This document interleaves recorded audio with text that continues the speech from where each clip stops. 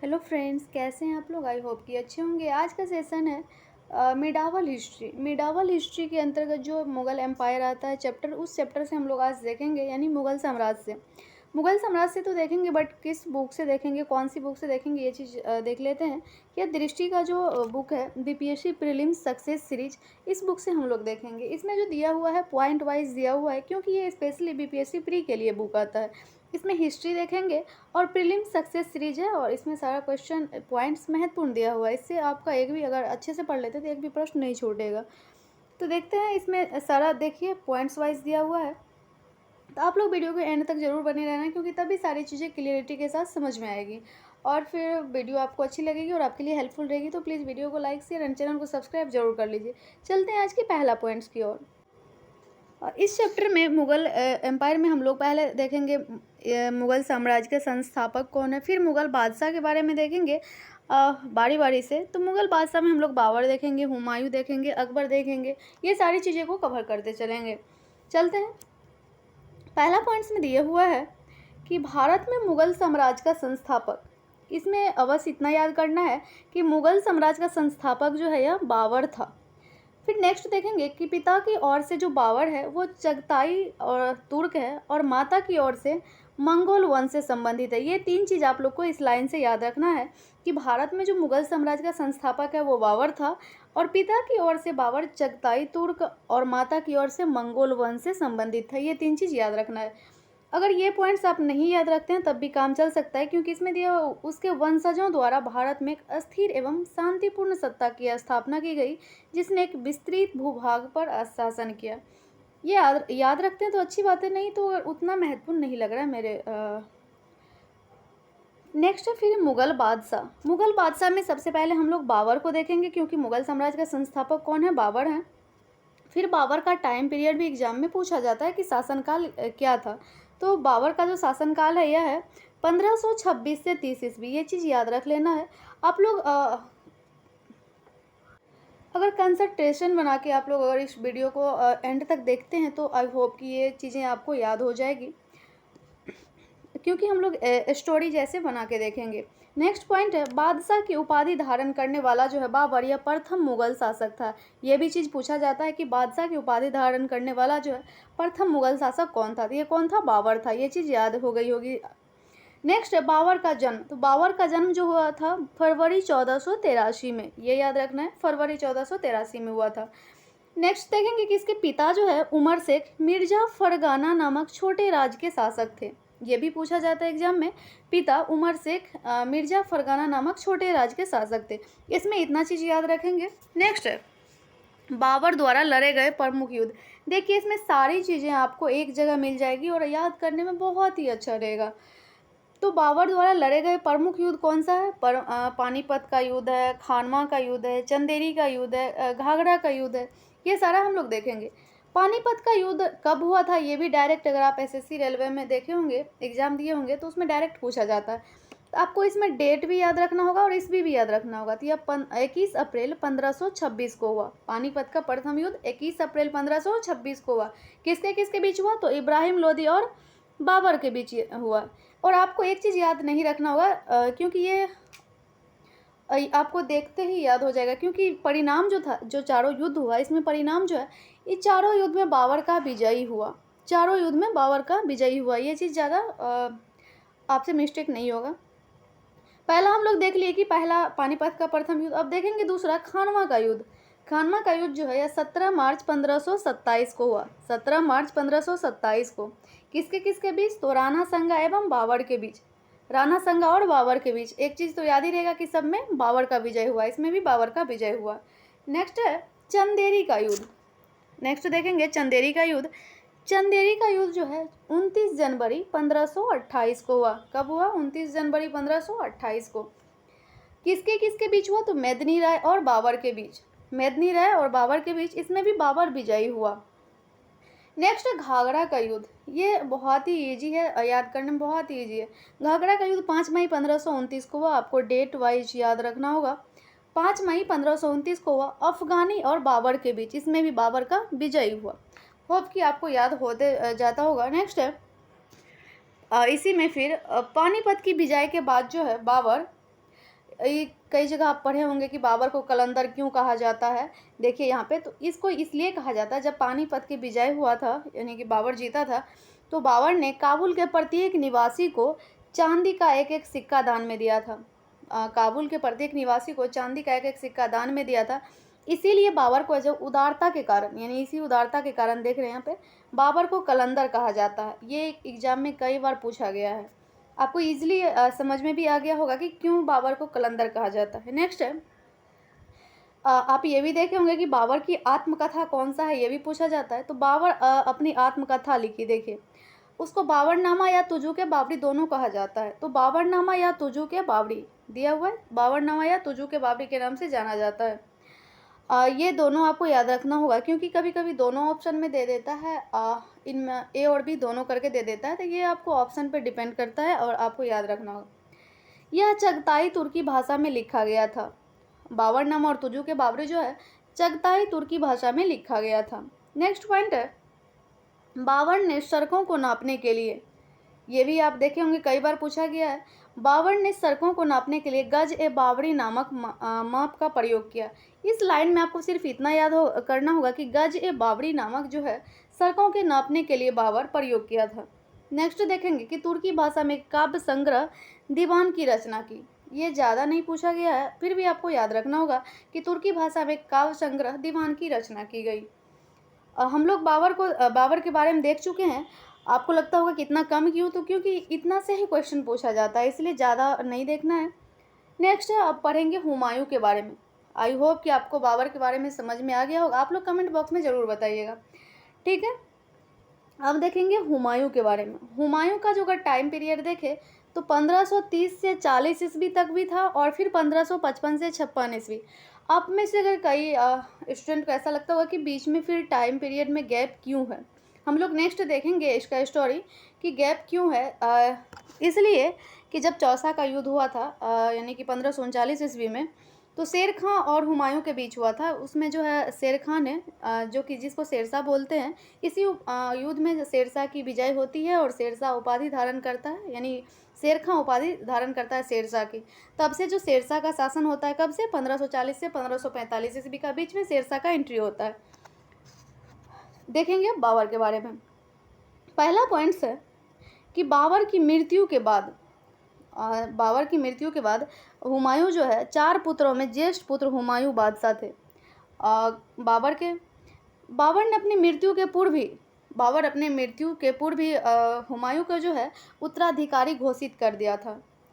ये याद हो गया होगा। नेक्स्ट है, ये आपको टाइम याद रखना होगा, ये याद रखना होगा कि 1533 से 34 ईस्वी में हुमायूं ने दिल्ली में दीन पनाह नामक किले या नगर का निर्माण कराया गया। ये भी पूछा जाता है, तो आपको ये डेट ईस्वी के साथ ही याद रखना होगा कि 1533 से 34 ईस्वी में हुमायूं ने दिल्ली में दीन पनाह नामक नगर का निर्माण कराया। नेक्स्ट पॉइंट देखेंगे कि दौरा या दोहरिया का युद्ध, कहीं कहीं दौरा दे देता है और कहीं कहीं दोहरिया दे देता है, तो हमको दोनों याद रखना है, यानी कि हम लोगों को। तो दौरा या दोहरिया का युद्ध जो है 1532 ईस्वी में हुआ। इसमें जो हुमायूं ने अफगान सरदार महमूद लोदी को पराजित कर दिया था।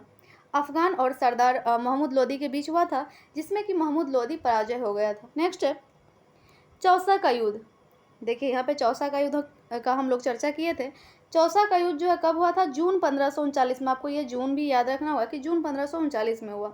युद्ध में शेर खां ने, जिसको कि शेरशाह बोलते हैं, शेर खां ने हुमायूं को पराजित कर शेरशाह की उपाधि धारण की। आप लोग को ये पॉइंट अच्छे से याद रखना होगा, क्योंकि कई बार एग्जाम में पूछा गया और पूछा भी जा सकता है कि शेर खां ने शेरशाह की उपाधि कब धारण किया था। तो देख सकते हैं आप लोग कि जब चौसा का युद्ध हुआ था उसमें शेर खां ने शेरशाह की उपाधि धारण की और स्वयं को सुल्तान घोषित किया था। नेक्स्ट पॉइंट है कन्नौज या बिलग्राम का युद्ध। सबसे पहले कि इसमें ये याद करना होगा कि कन्नौज या बिलग्राम का युद्ध जो है यह 17 मई 1540 को हुआ। कब हुआ था? 17 मई 1540 को। इस युद्ध में हुमायूं शेरशाह से निर्णायक तौर पर पराजित हो गया। देखिए इसमें भी हुमायूं जो शेरशाह से पराजित हो गया था। हम लोग हुमायूं के बारे में देख चुके हैं। हुमायूं के बारे में ज़्यादा नहीं पूछा जाता है, जितना पूछा जाता है, जितना क्वेश्चन बनने की संभावना है, सारा पॉइंट वाइज हम लोग पॉइंट्स में देख चुके हैं। अब पढ़ेंगे अकबर के बारे में। अकबर के बारे में देखेंगे अकबर का टाइम पीरियड जो है 1556 से 1605 ईस्वी तक रहा है। ये याद रखना है, कब से कब तक, 1556 से 1605 ईस्वी तक। इसमें पहला पॉइंट है अकबर का जन्म। ये याद रखना होगा कि अमरकोट के राणा वीरसाल के महल में हुआ था। अकबर का जन्म जो है अमरकोट के राणा वीरसाल के महल में कब हुआ था? 15 अक्टूबर 1542 को। ये बहुत ही ईजिली याद होगा, 15 अक्टूबर 1542 को हुआ था। नेक्स्ट देखेंगे इसमें कि हुमायूं के मृत्यु के बाद, यानी कि हुमायूं के मृत्यु के उपरांत जो बैरम खां था वो अकबर का राज्याभिषेक करवाया था। कब करवाया था? तो 14 फरवरी 1556 को। कहाँ करवाया था? तो कालानौर में। कालानौर में 14 फरवरी 1556 को अकबर का राज्याभिषेक कर दिया, यानी कि बादशाह घोषित करवा दिया था। नेक्स्ट पॉइंट है पानीपत की दूसरी लड़ाई। पानीपत की प्रथम लड़ाई हम लोग देख चुके हैं, कब हुआ था? आई होप कि याद हो गया होगा, 21 अप्रैल 1556 को हुआ था। अब देखेंगे पानीपत की दूसरी लड़ाई। पानीपत की दूसरी लड़ाई जो है 5 नवंबर 1556 को हुआ। वो पहला 1526 को हुआ और दूसरा जो है 1556 को हुआ। तो ये डेट याद रखना होगा, डेट के साथ ईस्वी 5 नवंबर 1556 को हुआ। किसके किसके बीच? तो अकबर और हेमू के बीच हुआ था। इस युद्ध में क्या हुआ? अकबर का विजय हुआ और हेमू की पराजय हो गई। और हेमू विक्रमादित्य की धारण करने वाला 14वां शासक था। यह भी याद रखना होगा, हेमू जो है विक्रमादित्य की उपाधि धारण करने वाला 14वां शासक था। नेक्स्ट पॉइंट है मेवाड़ के शासक महाराणा प्रताप और अकबर के मध्य कौन सा युद्ध हुआ? गोगुंडा। गोगुंडा के निकट जो है, यानी गोगुंडा जगह का नाम है, गोगुंडा के निकट हल्दी घाटी का युद्ध हुआ। आपको पता होगा कि ये कई जगह यानी कई एग्जाम में पूछा गया हल्दी घाटी का युद्ध कब हुआ। आपको ये सीधा सीधा याद रखना होगा कि हल्दी घाटी का युद्ध जो है जून 1576 ईस्वी में हुआ। कब हुआ? जून 1576 ईस्वी में। किसके किसके बीच? तो महाराणा प्रताप और अकबर के मध्य हुआ था। युद्ध में महाराणा प्रताप का सेनापति कौन था? हाकिम खां सूर था। ये याद रखना होगा कि महाराणा प्रताप का सेनापति हाकिम खां सूर था। नेक्स्ट पॉइंट पे चलेंगे कि अकबर का प्रमुख सैन्य अभियान और साम्राज्य विस्तार। ये भी बहुत ही महत्वपूर्ण पॉइंट है, तो आप लोग वीडियो में एंड तक जरूर बने रहना और कंसंट्रेशन के साथ आप लोग जरूर सुनिए। अकबर के प्रमुख सैन्य अभियान या साम्राज्य विस्तार, इसमें मालवा के शासक कौन था? तो बाज बहादुर। बाज बहादुर के विरुद्ध 1561 ईस्वी में अधम खां और पीर मोहम्मद के नेतृत्व में सैन्य अभियान हुआ। अब कब हुआ था? 1561 ईस्वी में अधम खां और पीर मोहम्मद के नेतृत्व में। ये दोनों नाम याद रखना होगा। नेक्स्ट है गोंडवाना।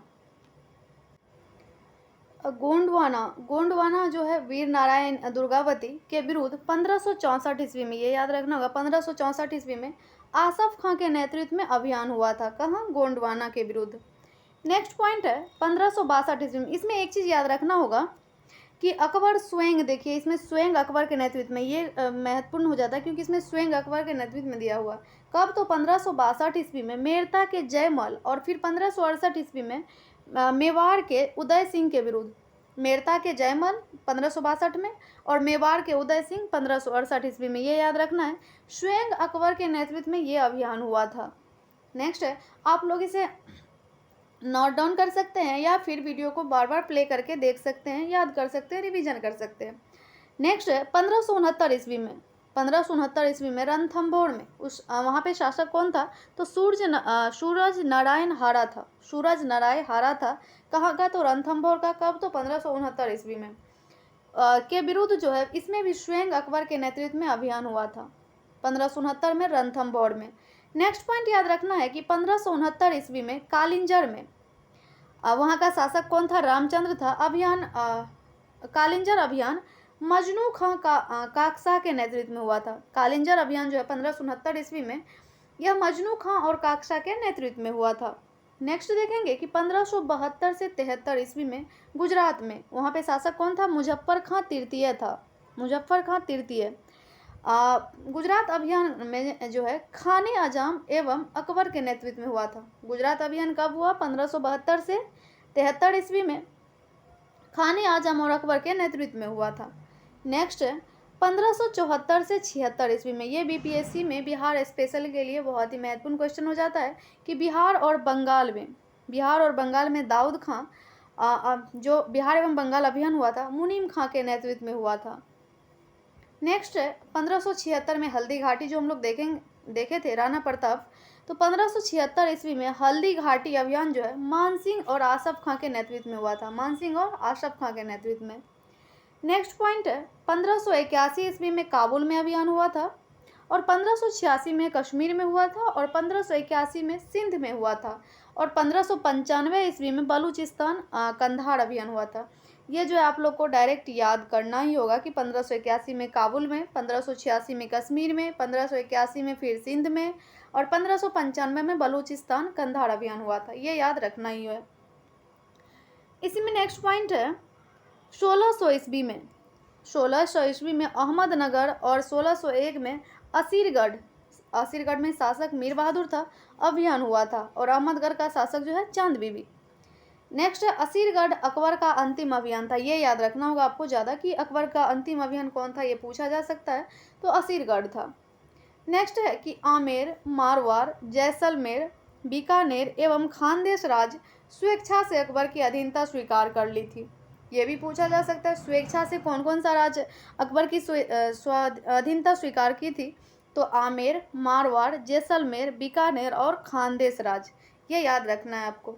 नेक्स्ट देखेंगे बिहार एवं बंगाल पर विजय। ये बिहार स्पेशल के लिए बहुत ही महत्वपूर्ण क्वेश्चन हो जाता है। बीपीएससी में बिहार स्पेशल से 30 से 35 क्वेश्चन पूछा जाता है। तो बिहार एवं बंगाल पर विजय जो है 1574 से 76 ईस्वी में हुआ था। अकबर के शासनकाल की बात हो रही है, 1574 से 76 ईस्वी में। इसमें पहला पॉइंट है कि प्रारंभ में सुलेमान कर्रानी बिहार और बंगाल पर अकबर के अधीन शासन किया करता था। प्रारंभ में जो है सुलेमान कर्रानी बिहार और बंगाल पर अकबर के अधीन शासन किया करता था। लेकिन हुआ क्या कि कर्रानी की मृत्यु जैसे ही हुई, उसके पुत्र कर्रानी की पुत्र कौन था, दाऊद ने प्रदेश को स्वतंत्र घोषित कर दिया।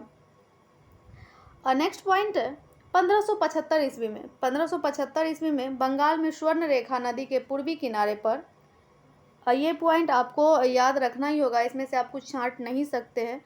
तो स्वर्ण रेखा नदी के पूर्वी किनारे पर स्थित तुकराई नामक स्थान पर मुनीम खां ने दाऊद को युद्ध में हराया। ये देखिए, इसमें से कुछ छांटने वाला चीज़ है नहीं, आपको याद रखना ही होगा कि 1575 ईस्वी में कहाँ, तो बंगाल में स्वर्ण रेखा नदी के पूर्वी किनारे पर तुकराई नामक स्थान पर, पूर्वी किनारे पर जो है स्थित तुकराई नामक स्थान पर मुनीम खां ने दाऊद खां को युद्ध में हराया।